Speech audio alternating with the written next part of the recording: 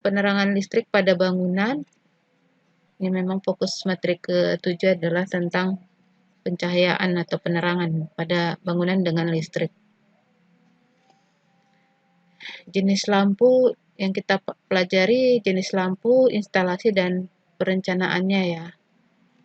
Nah, ada beberapa jenis lampu, incandescent dan fluorescent. Atau yang kita lebih populer dengan sebutan lampu pijar. Ini ya, yang 3 ini lebih jelas. Lampu pijar, lampu pendar, atau lampu LED.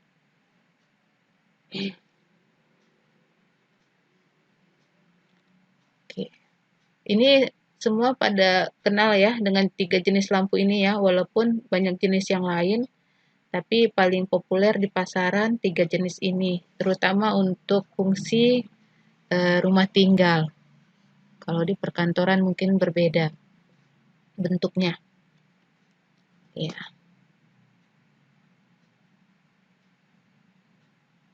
Dan juga penggunaan energinya juga masing-masing berbeda karena juga bahannya yang digunakan. Yang paling murah, yang paling hemat energi itu LED. Nah, lampu pijar yang energinya paling besar.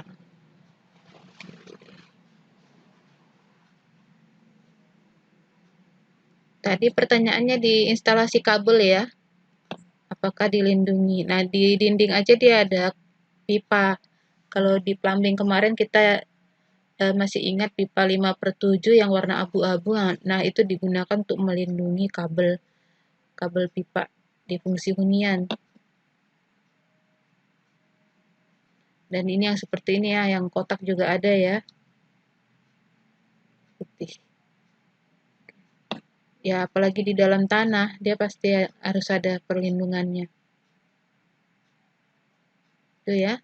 Kemudian hal yang harus diperhatikan di dalam instalasi listrik, penerangannya harus cukup dan merata, cahayanya terbagi rata. Oke, yang pencahayaan ini berpengaruh kepada ini ya, kenyamanan ya, terutama yang kenyamanan. Dan kalau di fungsi gedung yang seperti kampus, tempat belajar, atau kantor, cahaya ini berpengaruh pada produktivitas. Orang yang mudah lelah karena matanya harus ekstra melihat itu menurunkan produktivitas belajar ataupun bekerja. Sehingga di dalam perencanaan kita sebenarnya harus bisa menghitung pencahayaan yang wajar atau nyaman di sebuah ruangan itu bagaimana, walaupun ada pencahayaan alami ya, pencahayaan alami dan pencahayaan buatan itu harus memenuhi kenyamanan dari penggunanya. Oke, kemudian ada sekring. Ini di sini kenal semua sekring? Ada yang Kenal, belum Bu. tahu sekring? Nanti di Kenal, Bu. googling aja ya apa itu sekring ya. Biasanya kalau di rumah tinggal dia yang paling bagian depan ya, yang mengontrol di awal. Kemudian ada stop kontak dan titik lampu. Jangan bilang kalian tidak kenal titik lampu ya. Oke. Selanjutnya ini contoh, ini sudah diperhatikan gambarnya. Ini memang gambarnya hitam putih ya, tidak soft copy-nya. Nah, titik lampu yang bulat-bulat ini dan kabelnya digambarkan cara hubungannya ya. Dan kalau di zoom ini ada posisi saklar. Ini adalah perencanaan instalasi listrik lampu untuk fungsi bangunan stasiun kereta api. Namun di sini ahli mechanical electricalnya menambahkan gambar septic tank di sini ya, jadi agak ngawur gambarnya. Tapi untuk listriknya 6 ampere dan simbol-simbolnya ada di sini. Harusnya ada legenda simbol. Ini yang untuk fungsi children center ya, sekolah.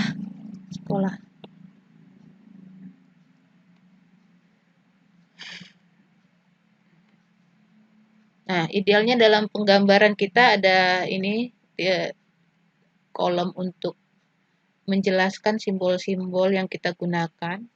Terkadang di dalam gambar yang kita gunakan, kita punya simbol yang kita buat sendiri ya. Idealnya sih ada standar, tapi belum ada standarisasi yang digunakan untuk menggambar ini. Harusnya resmi dari pemerintah. Tapi untuk sementara nanti pun di dunia kerja kalian akan mendapati simbol-simbol yang kadang kalian buat sendiri supaya lebih jelas ataupun menggunakan simbol-simbol yang populer yang mudah dipahami oleh pelaksana bangunan nantinya. Prinsipnya gambar kalian itu bisa berkomunikasi kepada penggunanya nanti, bukan hanya dikenali oleh arsiteknya.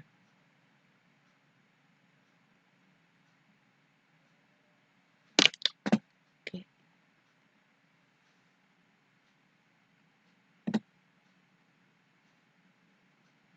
Kita lanjut ke berikutnya ya, masih tentang berkaitan dengan pencahayaan.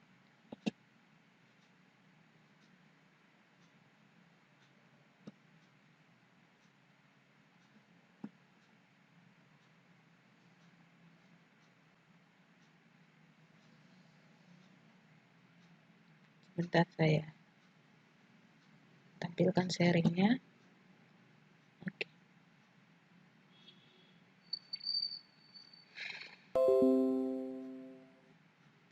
Sudah kelihatan ya? Nah, ini yang saya uraikan tadi bahwa pencahayaan itu mempengaruhi kenyamanan visual. Dan itu ditentukan oleh apakah sistem pencahayaannya itu memberikan tingkat pencahayaan yang cukup, tidak menyilaukan. Silau juga bikin lelah mata ya. Kemudian dapat menampilkan warna asli dari tugas visual yang dilihat. Ada jenis-jenis lampu yang memang kadang merubah warna ya, itu tergantung kebutuhan.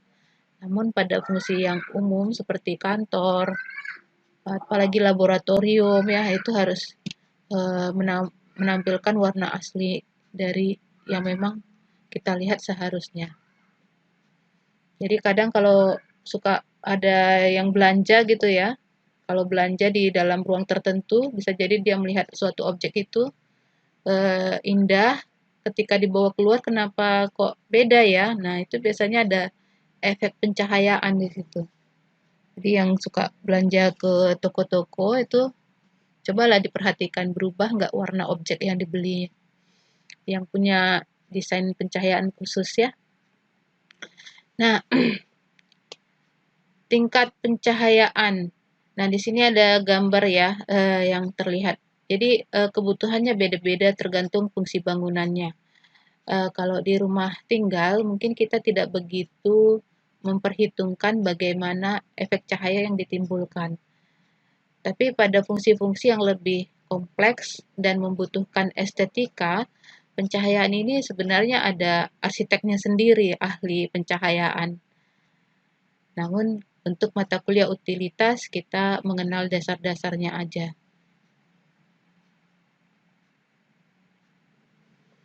Nah, ini tingkat pencahayaan berdasarkan fungsi. Perhatikan setiap ruang berbeda ya. Ruang direktur untuk ruang kerja umumnya mendekati 350, ruang rapat 300, ruang gambar nih. Kalian yang suka gambar ya, ya tingkat pencahayaannya cenderung lebih tinggi daripada bekerja biasa. Kemudian ruang arsip, ruang industri atau gudang.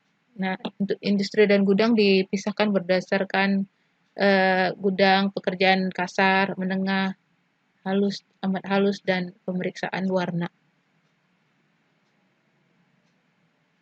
Nah, di dalam membuat desain pencahayaan dalam sebuah ruangan perlu dipikirkan juga bentuk lampunya. Jadi ada efek-efek lampu yang fokus ke objek tertentu atau justru tidak fokus.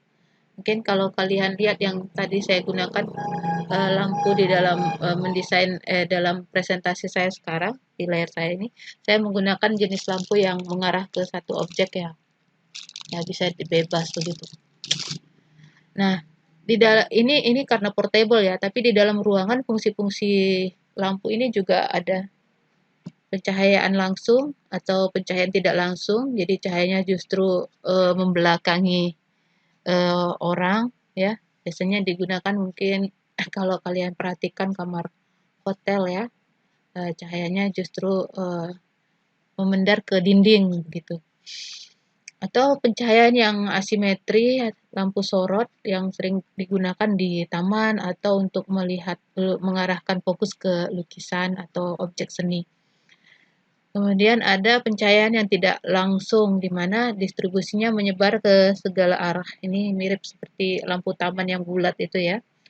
Kemudian ya pencahayaan langsung, tidak langsung, yang di mana persentasenya berbeda, ke atas dan ke bawah ya 40% atau 60%, berbeda. Ada yang masing-masing ada 40 sampai 10, jadi tergantung desainnya dan tergantung kebutuhannya.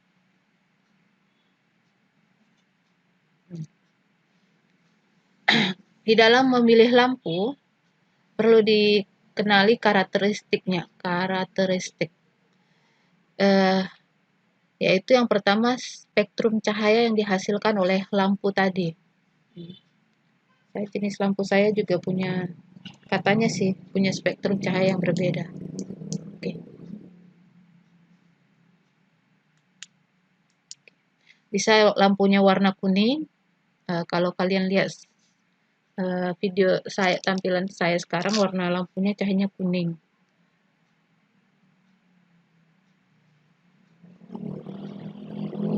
Oke, bisa juga kadang warnanya biru ya, tergantung kebutuhan. Kalau mau terlihat awet muda katanya warna biru, gitulah.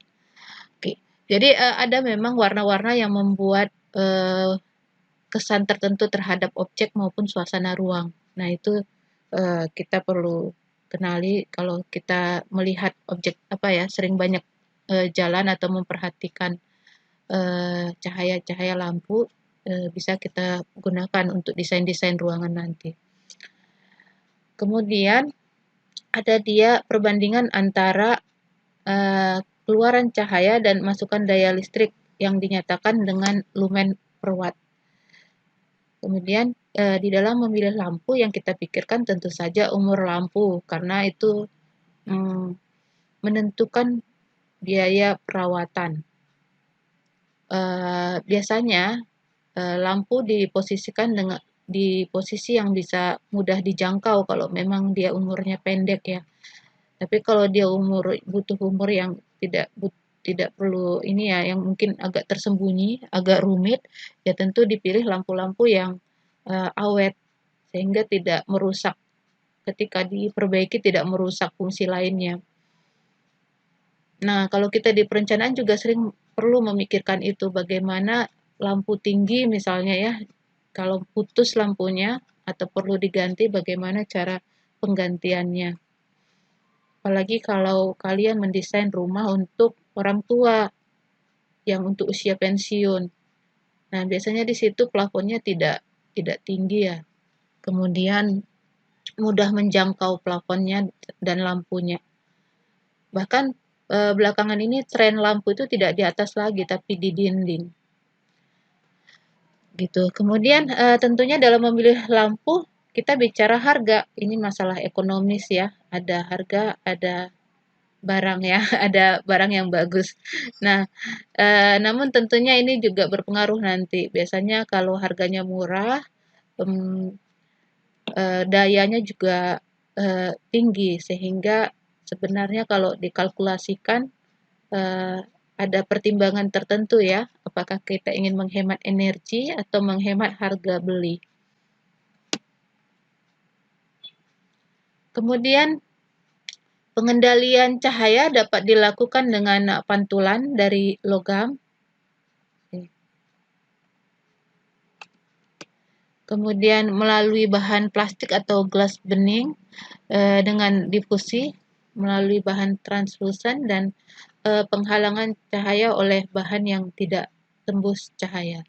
Nah, ini teknik kreativitas si desain arsiteknya lah, atau arsitek khusus lampu ya.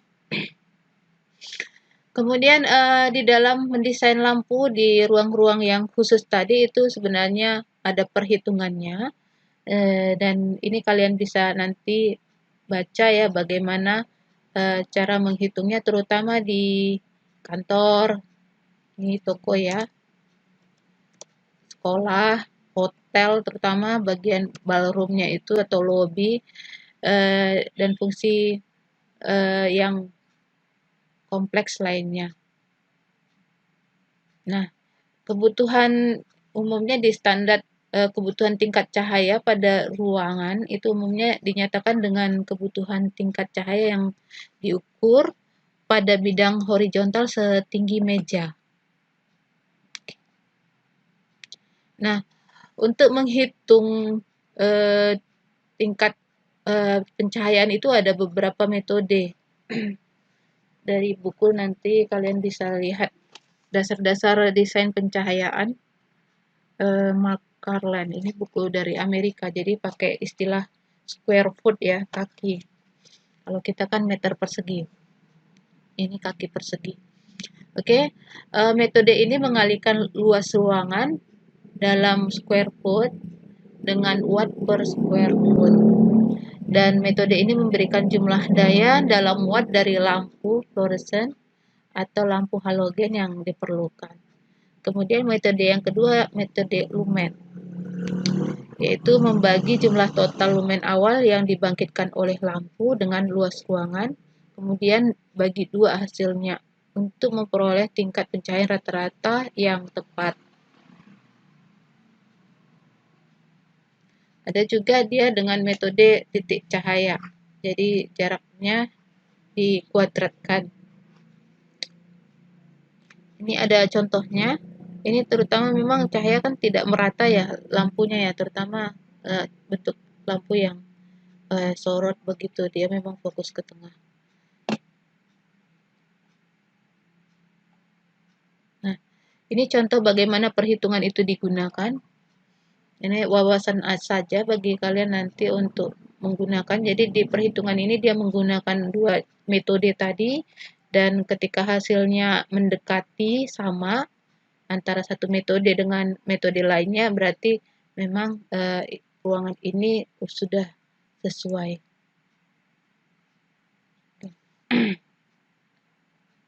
Agak buram ya. Nah, ini untuk ruang kelas, perhitungan untuk ruang kelas. Oke, ini masih contoh saja bagaimana pencahayaan di ini adalah ruangan ballroom hotel. Nah, untuk kalian ini wawasan saja, silahkan nanti dibaca.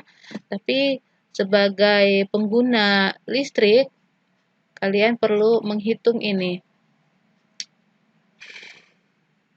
Ini cara menghitung sederhana yang masyarakat awam harusnya juga paham.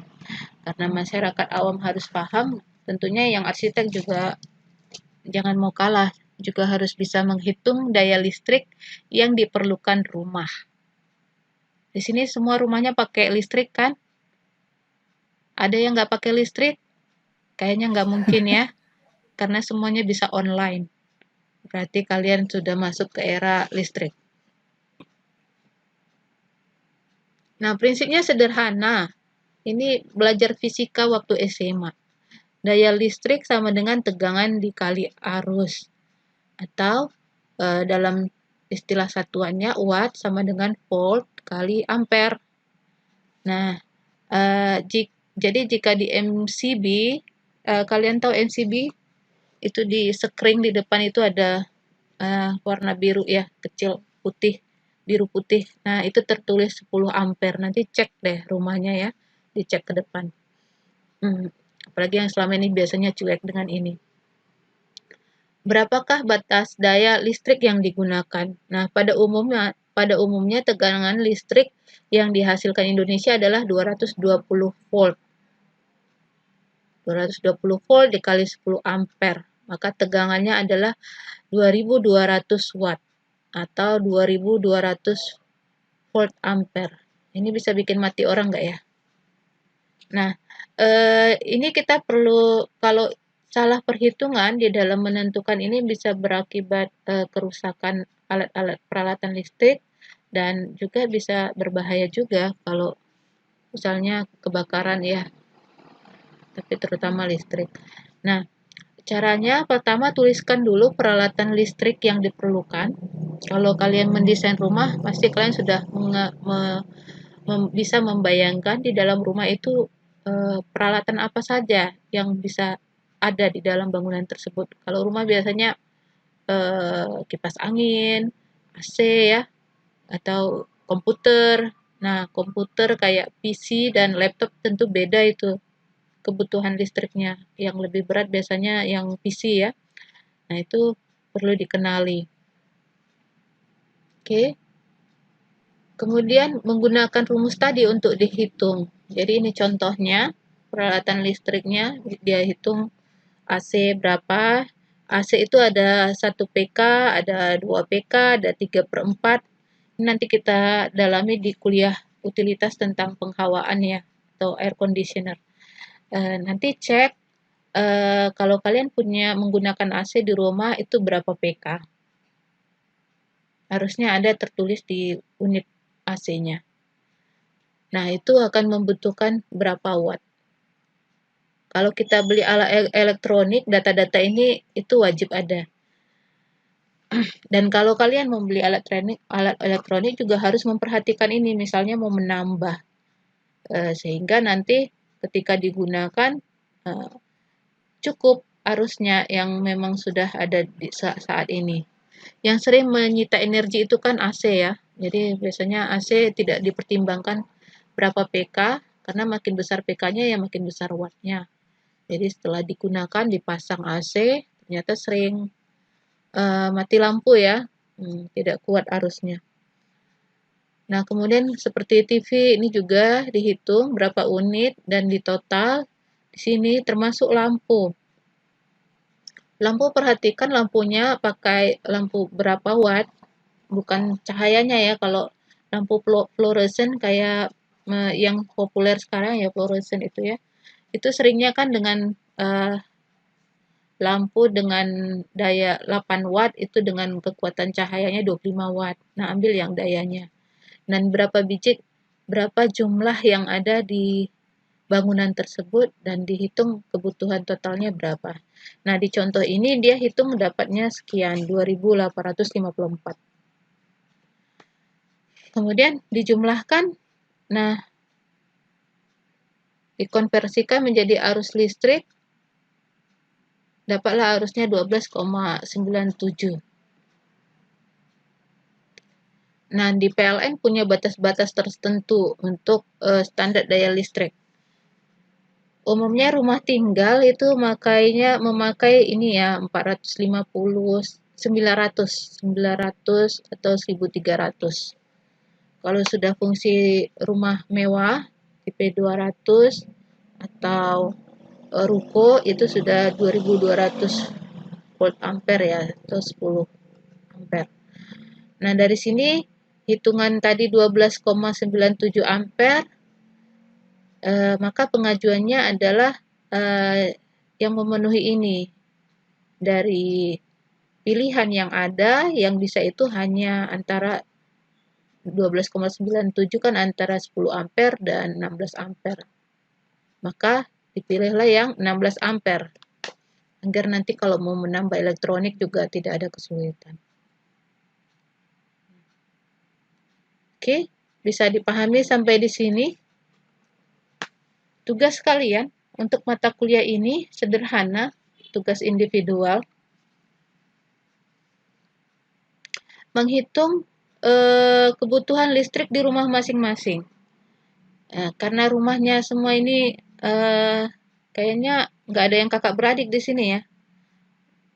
Ya, biasanya rumahnya masing-masing berbeda ya. Tunjukkan dengan skema sederhana perencanaan listrik di rumahnya. Jadi ada denahnya, terus denah bolehlah kalian buat. Yang penting jelas ya, di mana titik lampu, di mana alat elektronik tadi, yang ini, mesin cucinya, AC-nya, dan lain-lain. Dan berapa unit jumlahnya. Baru dihitung kebutuhan listriknya seperti yang sudah dicontohkan. Hitungan seperti ini. Nah, kalian cek apakah listrik kalian, daya listriknya itu sudah memenuhi dari penggunaan alat elektroniknya. Oke, cukup sampai di situ kuliah kita hari ini. Ada yang mau ditanyakan? Tidak sulit kan tugasnya ya? Biar kenal sama rumahnya sendiri, dihitung itu titik lampu,